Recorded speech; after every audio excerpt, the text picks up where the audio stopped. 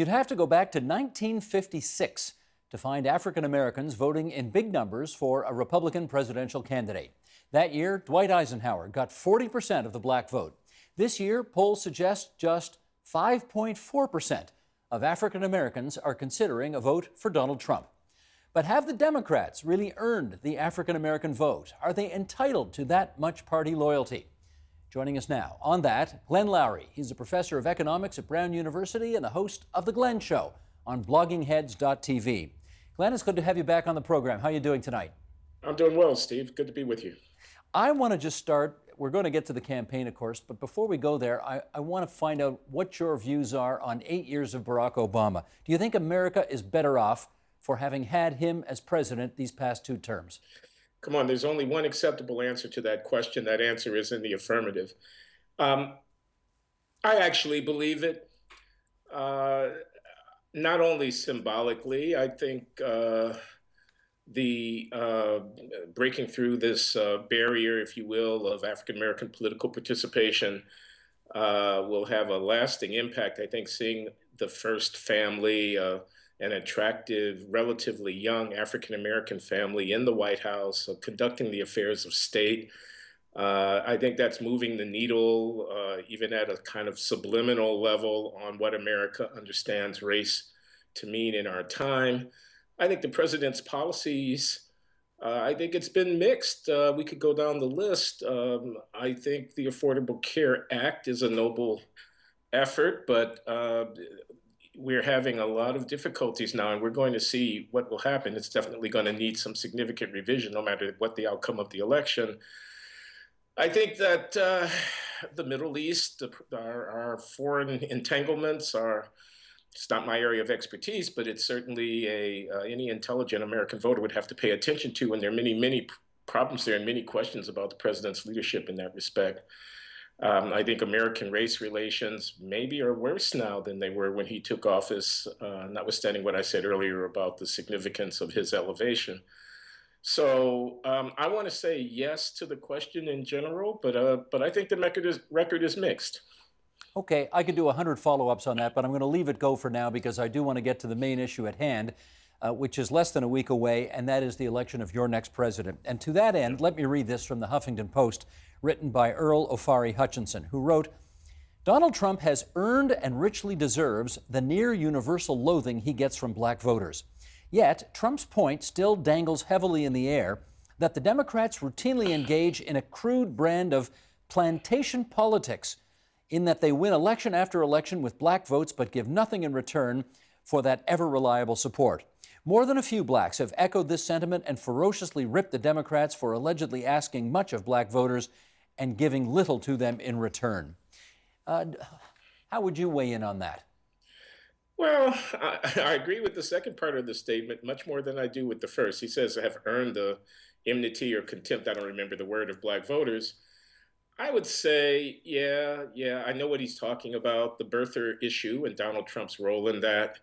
The Central Park jogger kids that were convicted wrongly in New York City, and Donald Trump trumpeting that issue and calling for the death penalty for those kids. It wouldn't be hard to depict Donald Trump in these kind of extreme terms as some person who, he doesn't denounce David Duke quickly enough. He's a racist. Okay, I see how people come to that narrative. I think it's more complicated than that, though. I don't think it's a characterological issue. Do we want this man to be president because there was a lawsuit against him and his father's properties in the 1970s for racial discrimination, and therefore we mustn't have him be president?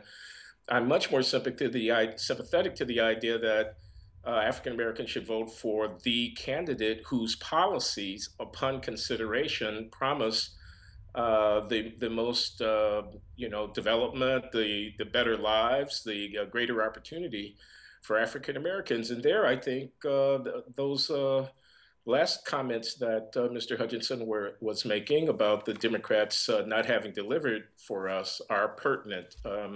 Trump has made a point of trying to attract black votes and appeal for those votes. And my feeling is that rather than dismiss him peremptorily, not even worth discussing, one should engage with the issues that he's raising about education and schooling and charter schools and the failing public, about public safety and backing the police. If you disagree with that, explain to me why Black people are better off with less policing in their communities, and about jobs, because in my view, employment is the key to being able to reverse some of these severe problems in low-income Black communities. So I would prefer to reject Donald Trump because we think his policies are bad, not because we think he's a bad man. I'm very curious to though of your views on that line that Trump gave when he gave a speech before a mostly Black audience when he said, "You've got no jobs, you live in crime-infested neighborhoods, what the hell do you have to lose?" voting Republican and in appealing to the African-American vote. How does that appeal resonate with you, a distinguished economist teaching at an Ivy League school? Okay, so there are a number of things to say here. One is, of course, African Americans are not correctly characterized as a people who, broadly speaking, are catching hell, are living in terrible places, have no jobs, no school, no safety, or whatever. That's true about some parts of the Black community, but it's not generically true. So that was a Trumpism, if ever there was one, the way he put it, and it could have been more artfully stated. On the other hand, I think the man has a point. Please forgive me out there, whoever might be listening, to say to African Americans, if you deliver your votes 90, 95, 98% to one party, they will take you for granted. Consider voting for me. Of course, we wouldn't expect the majority of African Americans or even a large plurality of them to vote for Donald Trump, but we might expect, instead of 2% or 5% numbers, that there would be some conservative, Christian, pro-life types out there, that there would be some nationalists who feel that the jobs going overseas are stripping American manufacturing, and Blacks are hurt by that, who think that relatively open borders, quote unquote, with large, low-skilled immigration is not a good thing for Blacks who are looking for jobs in the cities and who might be considering voting for him. And if he can peel away 15%, 20% of the Black vote, it could make a big difference in some of these swing states. So I don't think his appeal is crazy. And you've asked me, how do I react to it? I react, I'm not going to vote for Donald J. Trump for president, but I appreciate the fact that he's asking me for my vote. Well, on the other hand, though, if 94%, and I think that's the most recent public opinion survey suggests, if 94% of the African American population in the United States that can vote is going to vote for Hillary Clinton, does that not suggest to you that the Republicans in general and Trump in particular have not made a very persuasive case to get the African American vote? Yes, and look, I have to say here, I should have said it at the outset, the Republican Party has a history relative to Black voters. The Southern strategy of Richard Nixon's 1968 campaign, 1972 campaigns, in which he realized that white Southerners were alienated from the Democratic Party because of Lyndon Johnson's civil rights agenda, and explicitly played to their anti-Black sentiments in order to try to solidify a Republican majority. The war on drugs, promoted by Democratic as well as Republican administrations, but substantially accelerated during the Reagan administration. The skepticism about some of the civil rights initiatives, including the Supreme Court's recent limitations of the reach of the Voting Rights Act of 1965, coming to the conclusion that the Southern jurisdictions could be allowed to get out from under careful scrutiny from the federal government in conducting their voting affairs. The effort at the state level of many states to change voting laws in ways that are calculated to disadvantage and reduce the participation of African Americans. These are all things that African Americans can think about when they think about the Republican Party, and they give us reasons not to vote Republican. So that should definitely be said. But if I ask myself the question about the 21st century, where are Blacks going to find the political leverage that, for example, Latinos are now enjoying in American electoral politics? Blacks taken for granted, Latinos up for grabs. That means that issues that are really important to Latinos, like immigration policy, are getting a lot of attention from the Democratic Party, but issues that might be fundamentally important to African Americans, For example, addressing the problems of safety in the cities and the dysfunctional nature of the schools that our kids are disproportionately assigned to, uh, don't get as much attention as I think that they deserve to get. So it's a difficult strategic calculation for African Americans. But as I say, I think that if our vote wasn't so easily taken for granted, we'd have more leverage within the party. Let me follow up on the Hispanic voter angle that you just raised, because it's true, the Hispanic vote is much more up for grabs and therefore in play. Hispanics make up 17% of the American population. The African American community, I gather, is around 13%, so they're not far apart in that respect. But how would you characterize the nature of the relationship between those two communities today? Complicated. We are allies within the Democratic Party. We are non-white racial minorities within the larger American system, and so there are some interests in common. There are also some interest in conflict, and I think the immigration issue, although it's very difficult for people to own up to it, is one of them. I think that blacks are a long-standing component of Democratic Party and American politics. The civil rights movement is iconic. Martin Luther King is memorialized as a national hero. There's a museum on the National Mall in Washington, D.C., which is a historical museum devoted to African American experience. Latinos/Hispanics are relatively newer comers to the American political scene and haven't yet established that kind of iconic status.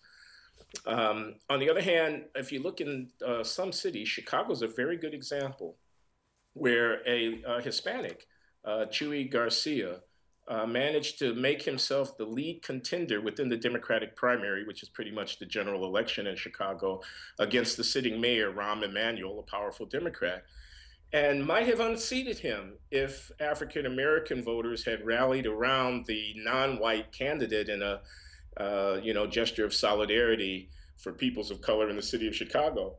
But I'm told, I don't live in Chicago anymore, although I was born and raised there, and I follow politics in the city pretty closely. I'm told that that didn't happen in part because of competition between Black and Hispanic politicians in the city for who were going to be the big bosses and the more influential within the party. And the Blacks didn't get behind the Mexican American candidate there in Chicago as they might have done. And I think that is a case study in how difficult it will be to forge a lasting, structure of political cooperation between Blacks and Latinos. Okay, back to Trump now, and I am curious because I hear your answers about Trump and I hear the way you talk about him, and you don't sound nearly as petrified at the notion of a Trump presidency as I suspect 48, 49, 50% of Americans are, or dare I say 85 to 90% of Canadians are. Why not? Oh, it's a fair question. It's like I said, I'm not voting for Trump. I don't want to see Trump elected president. But I just have to confess to you, Steve, that I felt a little as if my intelligence were being insulted by being told in what are demagogic terms, this is a man who can't possibly be allowed to get his hands on the nuclear code. That's a kind of scaremongering to me. He's so unstable. Do you see how he tweets at 3 o'clock in the morning? And I'm thinking, all right, this fellow is a successful businessman and public figure and entertainer by any count. He can't be trusted to occupy an important position like this because of these various anecdotal renderings about this and that. I'm thinking, you're manipulating me when you say something to me like that. You're trying to stampede me into a position, and I resisted. And I note, oh, by the way, he said America first. I happen to think that that's a very bad policy for the United States of America. America first. We live in a global village here. Our problems, from global warming to nuclear proliferation to radical Islamic terrorism, if you'll let me use that phrase on a Canadian TV show, our problems require American leadership in the world. America first is a natural reflex, but at the end of the day, it's an unenlightened posture. Look at the history of the world after the Second World War. American leadership has been fundamental to it. We should stay the course, not because it lines our pockets or increases our gross national product, but because as global citizens trying to manage our way through a difficult 21st century, that's the best course for the human race, that the United States continue to maintain this posture. Now, that's Glenn Loury's view. Donald Trump has said America first. I want to hear a rebuttal of American first. Well, let me try it. Can I give it to you right here? No, you can't. Yeah. Let's try this on for size. The African American community in the United States is not doing as well as many other communities in terms of housing, in terms of jobs, in terms of poverty. And if a candidate comes along and says, you know what, never mind all those foreign wars and never mind all that business in the Middle East and so on, let's put up a wall. Let's focus on fixing our own neighborhoods and our own backyards and our own problems first, and never mind the rest of the world. Why would that not find resonance in the African American community? You and I are not disagreeing about this point. That should find resonance in the African American community, and people should labor to rebut it by calling African Americans, to the extent that we would take that jingoistic, nationalistic, xenophobic posture, calling us to higher ground. I am not disagreeing with what you just said, Steve, that the African American community has a definite stake in some of, could be seen to have a definite stake in some of what Trump is saying. But I think at the end of the day, we could be persuaded and should be persuaded to look to higher ground. And the only point that I'm making is, rather than rebutting Trump's crude and ill-considered appeals, we're asked to reject him on characterological and not policy grounds. And there, I think our political institutions aren't serving us well. Glenn, I've got about 30 seconds left, and you know the last question I want to ask you. So who are you going to vote for on Tuesday? Okay, I'm not going to tell you, Steve, because that's one of the most private decisions that a person can make. Well, you told me who you're not voting for. I had to tell you, didn't I? If I said something good about Donald Trump, I definitely had to say that I wasn't voting for him. Otherwise, my girlfriend will cut me off, my children will disown me, and so on and so on. But I can't tell you that I'm voting for Hillary Clinton. I really haven't decided yet. I have, news is moving as we speak. Believe me, I've got enough time on my hands as a college professor to actually read some of the WikiLeaks posts that have been put up and to follow some of what's going on with respect to the email controversy and so forth and so on, and to watch this campaign that Secretary Clinton is running. And I don't have a good feeling about either of the major party candidates right now. So I'm going to let the Lord be my guide, when I get in that voting booth and figure out what I'm going to do. And then I'm going to keep it to myself. Well, we do respect the secret ballot here on the north side of the border as well. Glenn Loury, it's so good of you to join us again on TVO. Until next time, my friend. You bet. Thanks a lot, Steve.